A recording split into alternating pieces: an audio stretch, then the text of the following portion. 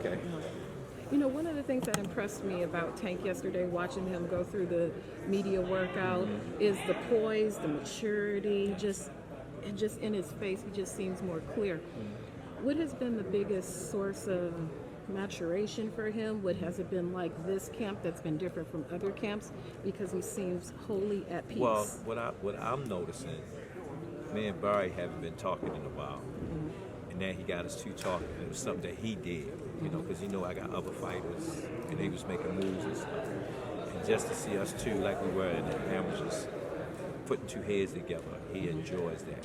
And I see him in his face that he's smiling and happy because it's like he's bringing all that he's been making his journey with together, to make sense out of everything. How do you feel about this journey? Because you're tasked with two things: keeping him focused in camp. Opponent falls out, still keeping his mind. It's not the first time engaged. opponent fell out because Avin Moss was supposed to fight him before, and opponent fell out in Baltimore, and he did pretty good. But this opponent came past my desk from the beginning, and there was no need for me to fight him because it was the point that we needed an opponent that was going to help sell the fight too. And it was always Tank is the one promoting and doing everything. Once Brody was doing this thing, if you remember the press conference, I said, I like you. You know what I'm saying? Because he was really taking the focus off of Tank and putting it on him. As you see, it's always the focus on Tank. Give him a chance, to breathe a little bit. Now we back in the same situation that we have to put the work in to make the people come out to really watch this fight. But this guy here he have a lot of things that he want to prove to the world. Dangerous. I look at these young fighters, particularly in this weight division. They seem to be making the most noise. I agree with Floyd. This is a very exciting weight division. And when people get to that top, start approaching, they either embrace it, or they start to fold, or they start to have some breakdowns. I look at Ryan Garcia, I look at Teofimo, and I look at Tank.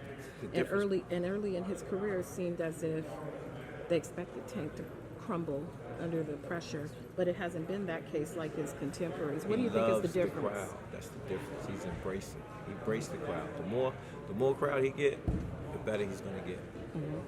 It's been like that since he was little.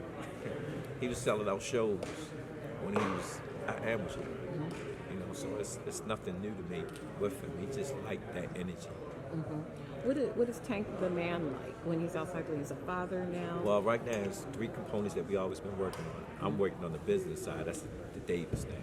He got the Gervonta down. He got two kids, spending time with him, working that situation out. Then it's Tank, the fighter. Now I'm waiting on the Davis now, the business side. What is the biggest difference you think between Tank in his first pro fight and Tank today? He just didn't say anything. Now he's talking a little bit. He's really like Leonard was talking about an interview that he did, and him saying things I didn't really know.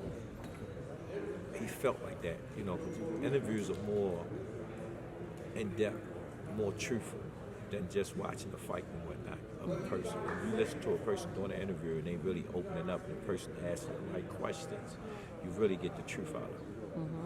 What is something that we continue to ask, we being the media continue to ask, that you wish we would stop asking?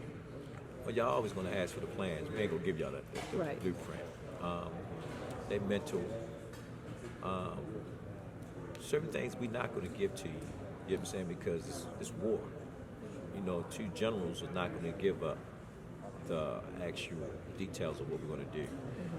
Like when they see Barry in the corner, they see me. We always been together, but we've been distant, And it's amazing what Tank did. He took two of the hottest East Coast coaches and put them together, back together. And I seen it, and I said, you knew what you was doing. You know what I'm saying? And it's been not friction, but just learning each other again. And then when me and Barry got down and just sit down and hash everything out, we started laughing about the amateurs days. You know what I'm saying? Because that's where the real DNA come from when they first started. Everybody think they just get good when they turn pro. No, it starts when you was young. And the guidance that you've been put through, the getting up every day running. I tell them, I said, none of that's going to change. The only thing going to change is the headgear coming off and you getting paid. First you had the headgear on, just getting the trophy. But you still got to keep that same hunger. You guys are good at keeping the camp tight because the distance is not part of the narrative of the fight like we see with so many other teams. What have you guys figured out amongst yourselves that you've been able to keep this private and put it back together without all the outside noise that other camps say go through? Like Tank said on the stage, each one of us came from different backgrounds. I'm basically the streets, and I don't let everybody in my business. Social media, but I do post a lot what I want them to see. Each one of us has got our own style of doing things,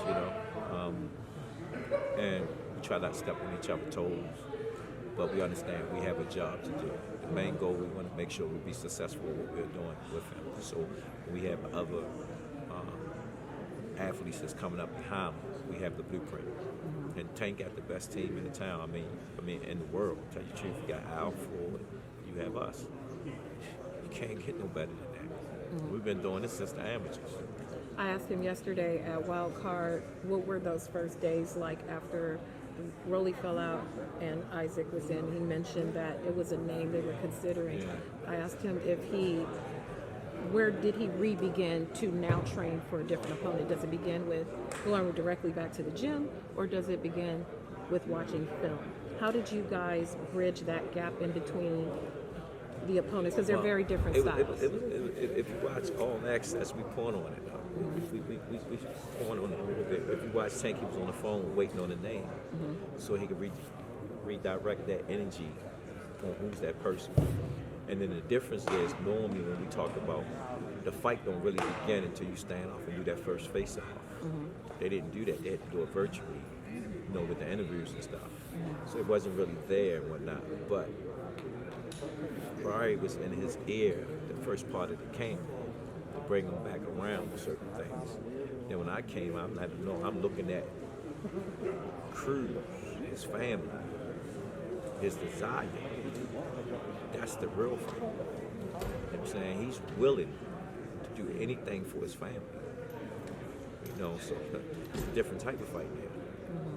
And lastly, what are you most proud of with your young man here, Gervonta Davis? Just growing to be his own self, because they don't give us young black men manuals of being a man. Each one of us come up with different backgrounds. Some of us have men in our life, some of us don't. Where we come from in Baltimore, all the OGs is not in the youngest life. You know what I'm saying? So I can walk down the street, they say they go coach. I could actually talk to them because I came from both sides of the world. For me, being in the streets and making it to this level, it's like, dad, coach flipped it.